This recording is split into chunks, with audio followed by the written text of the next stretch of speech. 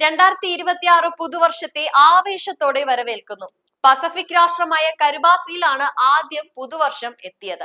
തൊട്ടു പിന്നാലെ ന്യൂസിലാൻഡിലും ആഘോഷങ്ങൾ ആരംഭിച്ചു. 2026 പുതുവർഷത്തെ ലോകം അതിമനോഹരമായ ആഘോഷങ്ങളോടെയാണ് വരവേൽക്കുന്നത്.